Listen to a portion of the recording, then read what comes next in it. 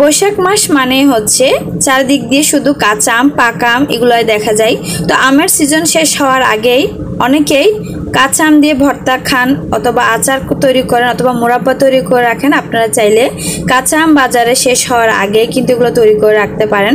তো আমি কিন্তু বেশ কিছু আচার তৈরি করে রেখেছি। এখন আমি আজকে আপনাদের সাথে শেয়ার করব কাঁচা আমের ভর্তাটা। আমি আজকে কাঁচা আম দিয়ে ভর্তা তৈরি করব। তো প্রথমে আমি এখানে কয়েকটা কাঁচা আম নিয়ে নিয়েছি। এগুলোকে ভালো করে পানি দিয়ে কয়েকবার করে ধুয়ে নিয়েছি। খোসাগুলো ছাড়িয়ে ভালো করে পরিষ্কার করে আরও একবার ধুয়ে নিব। এগুলো কিন্তু আমার শ্বশুর বাড়ির গাছের আম। আপনারা চাইলে দোকান থেকেও কিনে এনেও কিন্তু আচার বা ভর্তা বা মোরাব্বা তৈরি করে রাখতে পারেন। তো ভর্তা তৈরি করার জন্য আমি এখানে 4টা মাঝারি সাইজের আম নিয়ে নিয়েছি। এগুলোকে আমি এখন একটা গ্রেটার দিয়ে গ্রেট করে নিচ্ছি। এই যে ছোট একটা গ্রেটার আছে ওইটা দিয়ে গ্রেট করে নিচ্ছি। তো এখন আমার সবগুলো আম গ্রেট করা হয়ে গেছে। এখন আমি এগুলোকে একটা বাটির মধ্যে নিয়ে নিব।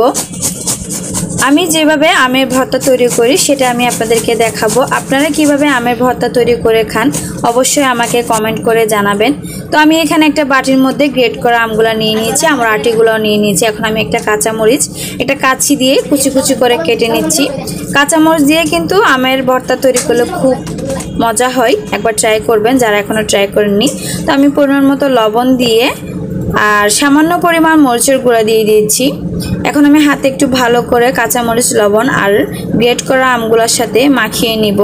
আমি এখানে স্বাদের ব্যালেন্স ঠিক রাখার জন্য আমি এখানে কিছুটা পরিমাণ চিনি দিয়ে দিয়েছি। আপনারা চাইলে যারা চিনি খেতে পছন্দ করেন না সেটা স্কিপ করতে পারবেন। তো এখন আমি ভালো করে হাতে মাখিয়ে নিচ্ছি। আর খুব ভালো করে মাখিয়ে নিলে কিন্তু মজাদার একটা ভর্তা তৈরি হয়ে যাবে। তো আপনারা কে বা কারা কোথা থেকে আমার আজকের ভিডিওটা দেখছেন অবশ্যই আমাকে কমেন্ট করে জানাবেন। তো আমি কিন্তু ভর্তার মধ্যে বরাবর একটু চিনি দিতে পছন্দ করি, এর জন্য সামান্য পরিমাণ চিনি দিয়ে দিলাম। তো সবাই ভালো থাকবেন, সুস্থ থাকবেন। আর আমার চ্যানেলে যদি নতুন হয়ে থাকেন তাহলে অবশ্যই সাবস্ক্রাইব করে পাশে থাকা বেল আইকনে ক্লিক করে দিবেন। খুদা হাফেজ।